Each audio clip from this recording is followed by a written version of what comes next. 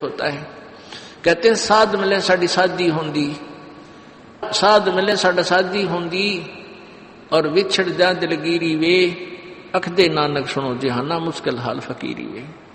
कि तुम भक्तजन जब आते हो मेरे पास सत्संग सुनने के लिए और जो उपदेश ले चुके हैं और फिर वो सारे के सारे रह रह कर मेरे पास आ रहे हैं तो मुझे बहुत खुशी होती है।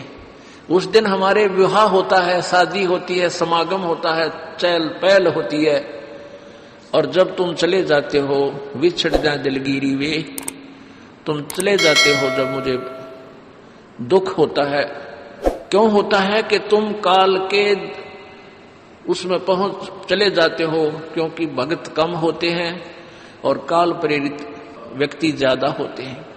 मुझे ये डर लगा रहता है कि कहीं ये भोली आत्मा उन काल के दूतों का ना फंस जा और उनकी बातों में आके भक्ति ना छोड़ दे, इनकी दुर्गति ना हो जा। जब तुम ठीक ठाक वापस आ जाते हो सभी तो मेरी आत्मा खुश होती है। उस दिन मेरी खुशी का कोई ठिकाना नहीं होता, लेकिन वो होती है अंदर ही अंदर, लोग दिखावा नहीं होता। साध मिले साड़ शादी होंदी और विछड़ जा दिलगिरी वे, अखदे नानक सुनो जहाना मुश्किल हाल फकीरी वे। भाई कहते हैं भक्ति करना बहुत मुश्किल है। मुश्किल इन काल के दूता ने बना दी, जनता ज्ञानहीन कर दी। जो भक्ति नहीं करते वो तो सीधे काल के जाल में हैं ही। जो भक्ति करने की चेष्टा करते हैं तो किसी का तो पति लाठी ठाए पाओगा, उसके पति ने कोई और इंजेक्शन ला जाएगा। यो क्यों होया भाई, हम भी तो नाम ले रहे हैं, हम वहां जाते हैं, हम तो 6 महीने साल में कभी कभी जाते हैं और आप कहते हैं 10वें दिन भाग लेते हैं। तो भगत ने नाम ना ले रखा तो वो परेशानी पैदा करेगा ही करेगा। किसी की पत्नी ने नाम नहीं ले रखा, भगत ने ले रखा है तो वह सींग पिनाए पावेगी। किसी के कहने सुनते जानते क्या सुनी घर में होगी। काल ने तक करवाना है कि किसी प्रकार ये वहां जाना छोड़ दे, तेरे जाल में फंसे रहें। इसका तो पूरा प्रयत्न रहेगा। लेकिन पुण्यात्मा यो ज्ञान रूपी ढाल आपको इसलिए दी जाती है कि अपना बचाव करो और भक्ति मत छोड़ना, चाहे कुछ भी हो। आप पुण्यात्माओं अपने घर के काम में ठीक है, पति पत्नी बच्चे सब कोई कार्य करना है तो सब मिलकर सलाह बनाकर कर लें, बहुत अच्छा होता है। उसमें कोई हानि लाभ भी हो जाती है तो विशेष दुख नहीं होता। उसमें अवश्य राय एक दूसरे की लेकर काम कर लेना चाहिए। और जब आता आत्म कल्याण का समय, उसमें किसी की राय की आवश्यकता नहीं। मान लीजिए आपने नाम लेना है और आपका पति नाट्य है तो नाट्य जाएगा। ये अपने जीवन का सौदा तुमने खुद सोचना होगा, इसमें किसी की राय की आवश्यकता नहीं।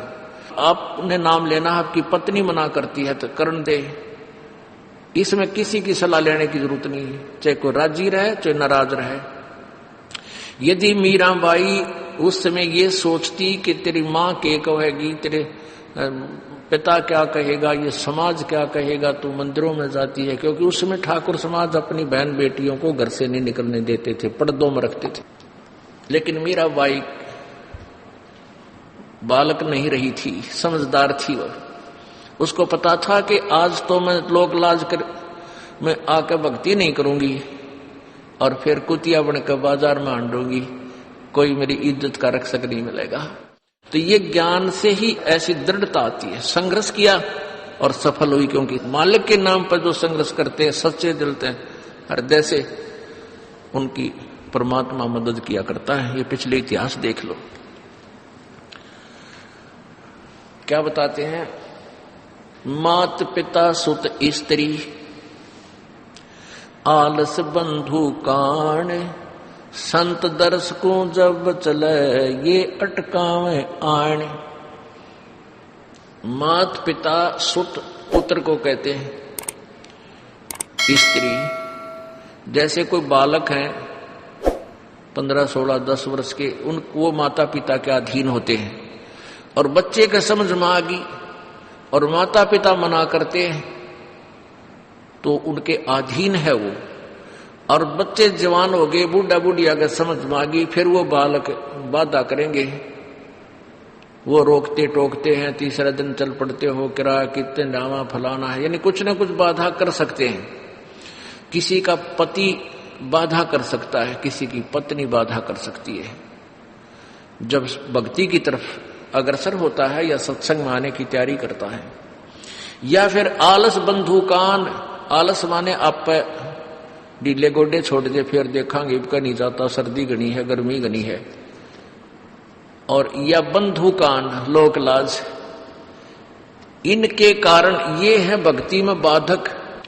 अब क्या बताते हैं परमात्मा, मात पिता सुत स्त्री आलस बंधुकान, संत दर्श को जब चले ये अटकावे आण, इनका अटकाया अटके नहीं, और संत दर्श को जाए, कह कबीर सो संत है आवागमन नसावे। इनका अटकाया अटके नहीं, और संत दर्श को जाए यानी सत्संग में अवश्य जावे, कह कबीर सो संत है आवागमन नसाए, उसका कल्याण होगा। आज मीराबाई जी का कितनी श्रद्धा और आदर के साथ नाम लिया जाता है, और यदि वो उसी तरह की क्रियाएं करती जो उस समय की बहन बेटियां लोक लाज में फंसका अपना जीवन बर्बाद करगी, आज वो कुतिया बनी आंड है। परमात्मा कहते नकबे सर नकबा बनी वह पैर थी हार हमेल, और सुंदरी से वह कुतिया बनी सुन साहिब के खेल। बीबी पड़दा रहे थी डोडी लगे थी बार, अब गातु गाड़े फिरती है वो बन कुतिया बाजार। वो पर्दे की सुंदरी सुनो संदेशा मोर, इब गातु गाड़े फिरती है वो करे सरायों शोर। अब जो डोडी पर्दे जिनका लग गया करते, पर्दे में रहा करती थी, जो अपने आप को उच्च घरों की बेटियां बहू कहा करती थी, उनका सत्संग की छीट लगी नहीं, करते बाहर निकली नहीं, पूर्व जन्म की पुण्यात्मा थी, उनको कोई रानी बन गई, कोई महारानी बन गई, कोई अच्छे घर में इस मायाधारी मस्करा का जन्म हो गया, और वो भगवान से दूर रहने के कारण फिर अगले जन्म में कुतिया की योनि पाती है। तब तो पर्दों में रहती थी, उंगली भी ना दिखने देती, किसी बाहर कहीं हमारी बेइज्जती ना हो जा, मेरी पत्नी जो है सत्संग में चलेगी तो इज्जत का नाश हो जाएगा, और वह इज्जत फिर उगाड़ी अंडा कुतिया बनकर। कहते नकबे सर नकबा बनी पैर थी हार हमेल, 1-1 लाख के गहने पैरा करती, आज वो सुंदरी से कुतिया बनी देख साहिब के खेल। तो पुण्यात्मा ये इन बातों से डर लगना चाहिए, इन बातों से डर लगने लगेगा, मालिक में रुचि बनेगी और भजन करने को दिल करेगा। और ये लोग दिखावा जो ड्रामा है, नाचा कूदी, ये बकवाद मन में आवे को नहीं, ये कहने की आवश्यकता नहीं पड़ा। दास ने कैसा मत करियो, हाँ कहना तो पड़ता है एक बार बालक को, कुछ दिनों के बाद फिर आपकी रुचि ना बढ़े। इतना तो इस दास को विश्वास हो गया है कि परमात्मा के बच्चे भगवान को पहचानने लगे, क्योंकि अब शिक्षित समाज है। आपको नाम दिया जाता है, नाम देने से पहले सब नियमों से परिचित कराया जाता है, और हमने ये पुस्तक बनाई है भक्ति सौदागर को संदेश। इसके प्रथम अध्याय में ही हमने नियमों का पूरा विस्तार से विवरण दिया है कि कोई भी पुण्यात्मा इस आश्रम की तरफ आएगा तो पहले तैयार होकर आवे। पहले क्या होता था कि भक्तजन समझाते थे नाम ले लो तुम्हारा कल्याण हो जाएगा, बड़े सुख होते हैं, यहाँ आ जाते थे उपदेश लेने, और यहाँ आकर के हम फिर उनको लिस्ट दिखाते थे ये नियम निभाने हैं, तो भाग जाते थे कि हमारा भी ये नियम नहीं निभा, क्योंकि वो उल्टे रंग में रंगे हुए वो सारे। तो अब उनको पहले ये लिख कर दे दिए कि तुम तैयार होकर आ जाना, तुम्हारा मन मानने तो आना, क्योंकि कल्याण होगा इस मर्यादा में रहने से। तो अब ये दास देख रहा है कि अब कितना डर लगता है बहन बेटी भाइयों को, बच्चों को। अब वो कहीं, क्योंकि समाज हमारा जो है सारा का सारा समाज काल प्रेरित है, उन्हीं क्रियाओं को कर रहा है जो ना करने वाली होती हैं। और हमारा भक्त एक घर में एक व्यक्ति ने नाम ले लिया और 5-6 व्यक्ति वो सारे शास्त्र विरुद्ध साधक हैं, तो उनके साथ संघर्ष बनता है बेचारे का जा करके। फिर भी वो इतना दृढ़ है, डरता है, आकर पूछता है जी मेरे पे ऐसी गलती होगी, मेरा नाम तो खंडनीय हो गया, आगे से नहीं करूंगा। तो कहने का भाव ये है कि पहचानने लग गए तुम परमात्मा को और संघर्ष करना सीख गए, आप सफल होगे, देख लेना एक दिन। ये नाखून पॉलिश लगाते हैं, होठों पर इसी बूंदी शक्ल बना लेते हैं, लाल वो लगाकर लिपस्टिक, इतना बेहुदी शक्ल बन जाती है। कहते हैं अब ऐसी मर्यादा बन गई, बहन बेटियां कहते कि हम ऑफिस में जाते हैं तो ये लिपस्टिक वगैरह नहीं लगाते, नेल पेंट नहीं लगाते, तो क्या कहते हैं उस दूसरे कि तुम्हारे घर में कोई मर गया क्या? अरे थारा गजब भैया, ये बकवाद करने तो सारे जी जाओगे तुम, अकल खत्म होगी। यानी एक मर्यादा बन गई, जो ऐसे उल्टे काम ना करे उसने हे समझन लागे। निरंजन धन तेरा दरबार जहां तनिक नहीं न्याय विचार, सारे उल्टे काम में राजी रहे। लेकिन हमारी बेटियां अब संघर्ष करती हैं कि हाँ उनको ज्ञान हो गया, वो तो बालक हैं, कुछ भी कह सकती हैं। तो अब हम सबको बताते हैं ये ऐसा नहीं करना, क्योंकि पहले हमारा ज्ञान गांव में ज्यादा चला था। इस दास ने गांव गांव में जाकर प्रचार किया, तो वहां तो ये था को ना लिपस्टिक का फंड था, ना कोई नाखून पॉलिश लाया करती, मेहंदी मुंदी ला लेती, तो यार वो भी मना कर दिया हमने, समझा दिया कि इसका कोई फायदा नहीं है, अपना भक्ति करो। तो वो तो सब एक साधारण सी बात ही छोड़ छाड़ दी।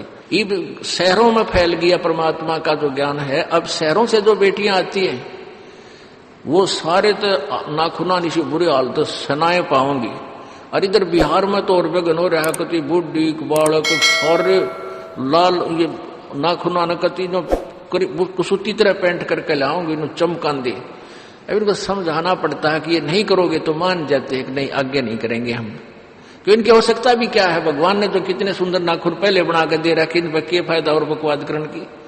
तो मालिक ने जो अंग दे रखे हैं वो बहुत अच्छे बना कर दे रखे हैं, इसमें हमको फेरबदल करें, ये हमारी वो लोग दिखावा मेकअप है, इसकी हमें आवश्यकता नहीं।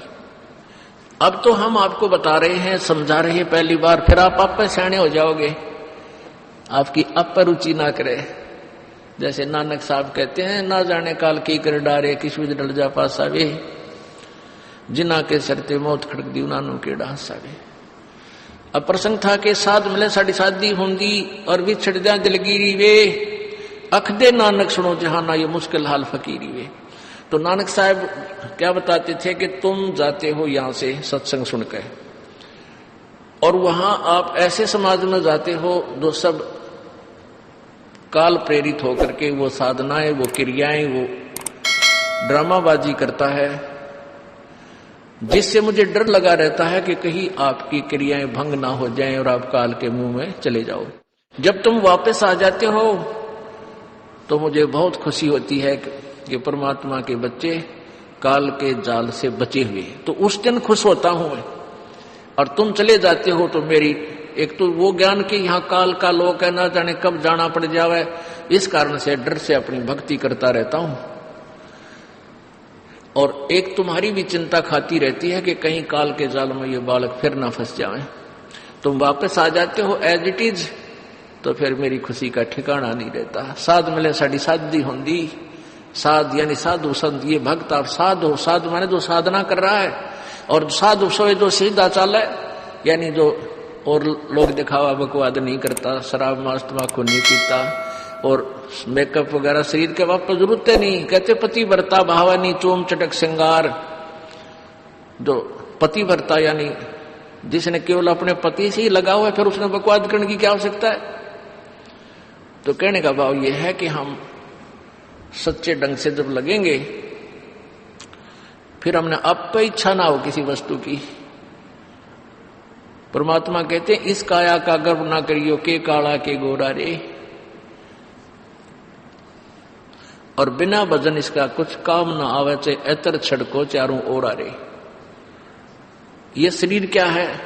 ये गोरा दिखा है चाहे काला किसी का, इसने थोड़ा सा छोल के देख लो, एक जैसा कोबाड़ सब में भरा पड़ा है। ये ऊपर पालिश का फर्क रखे, और इससे नाम अच्छा गुंडा मान लेते हैं। नहीं, ये चाहे काला है, चाहे टेढ़ा बेढ़ा है, चाहे किसा बूढ़ा काना लंगड़ा है, इसमें जब भक्ति कर गया वो सफल है, और इस मेकअप में लग गया रहा वो असफल है, चाहे वो कितना सुंदर दिखता हो।